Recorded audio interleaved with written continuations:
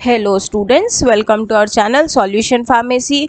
तो जैसा आप जानते हैं हम लोग मेडिसिनल केमिस्ट्री का यूनिट 4 कर रहे थे। आगे का टॉपिक पढ़ते हैं। आज हम लोग हमारा अगला टॉपिक है एंट हेलमेंथिस, या तो एंटी हेलमेंथिस भी हम इसको बुला सकते हैं।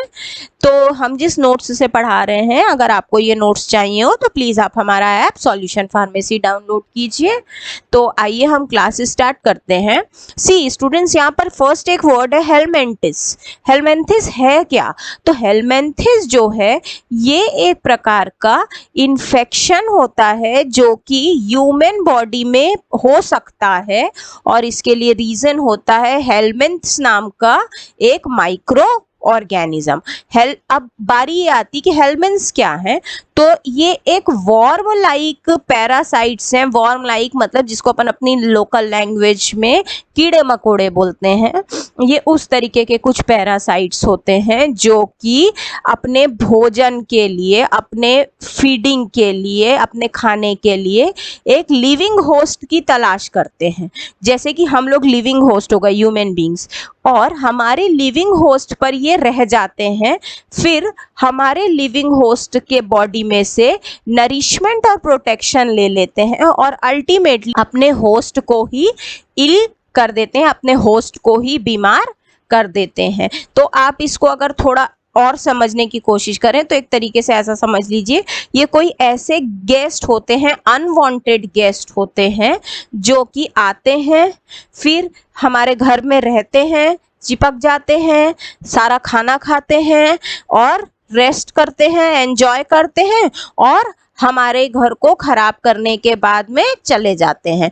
तो बस ये वही करते हैं कि वॉर्म जैसे कीड़े मकोड़े जैसे पैरासाइट्स होते हैं, ह्यूमन बॉडी को अपना होस्ट बना लेते हैं, उसके अंदर रहते हैं, वहाँ नरिशमेंट और प्रोटेक्शन लेते हैं, और अल्टीमेटली ह्यूमन बॉडी को ही इल करके निकल जाते हैं। तो ह्यूमन बींग्स जो इन वॉर्म से अफेक्ट हो जाते हैं, वो जैसे एक है मेटाजोआ।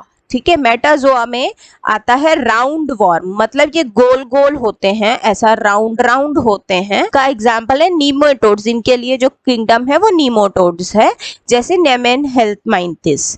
फिर है फ्लैट वॉर्म्स, जैसे प्लेटीहेलमिन्थिस। फ्लैट वॉर्म फिर से डिवाइड होते हैं फ्लूक्स और टैप वॉर्म्स में से, ट्रेमेडोड्स और कैसिडोड। सारे हेलमेंथिस जो होते हैं वो इनवर्टिब्रेट्स होते हैं, जिसमें लॉन्ग, फ्लैट या राउंड बॉडी हो सकती है। ये वर्टिब्रेट्स नहीं होते, इनवर्टिब्रेट कैटेगरी के होते हैं। ये लंबे भी हो सकते हैं, चपटे और सपाट फ्लैट भी हो सकते हैं, या राउंड भी हो सकते हैं।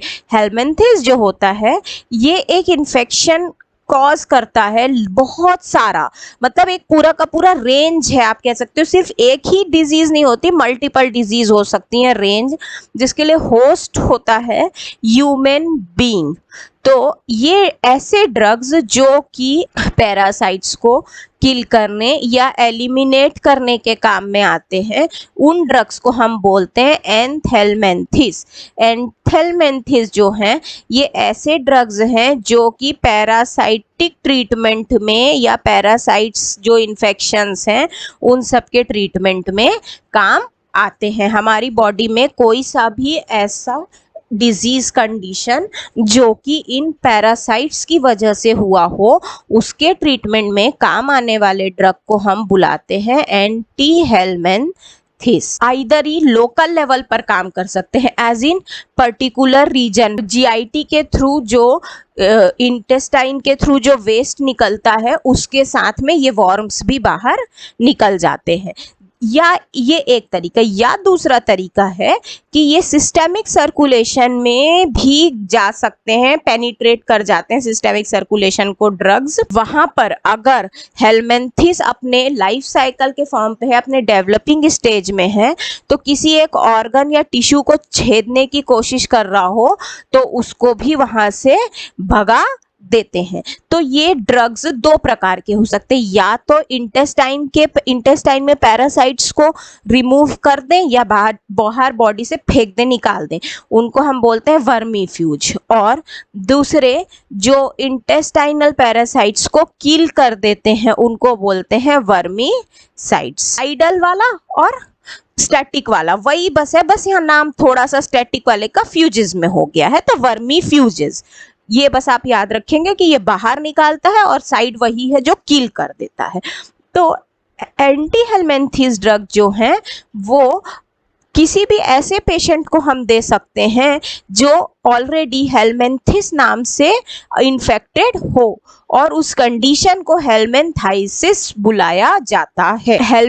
एंटी हेलमिंथेस जो ड्रग है वो जो भी हेलमिंथ है हमारे माइक्रोब हैं उनको हम बॉडी से जीआईटी से रिमूव कर सकते हैं और साथ ही साथ में इसमें बहुत सारे इन्फेक्शंस जो हैं वो भी किल हो सकते हैं।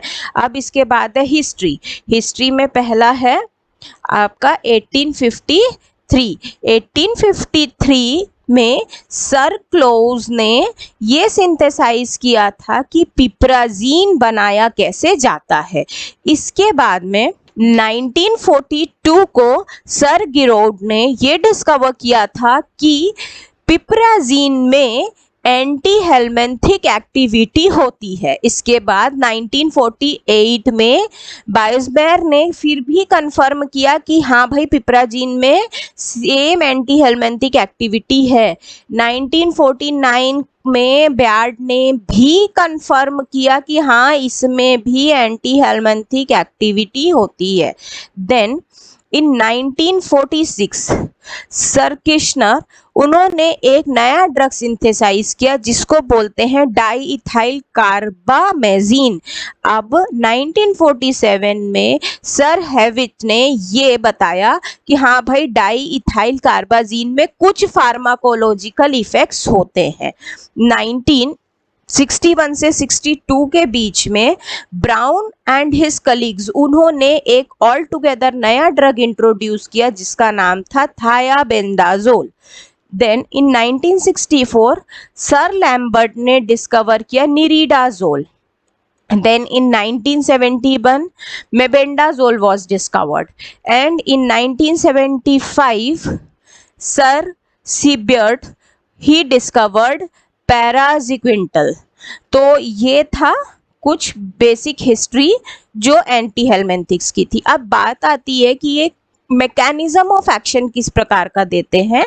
तो जो भी एंटी हेलमिंथिक ड्रग्स होते हैं वो इनहिबिट करते हैं फ्यूमरेट रिडक्टेज नाम के एंजाइम को जो कि इस वॉर्म का एक पार्ट है।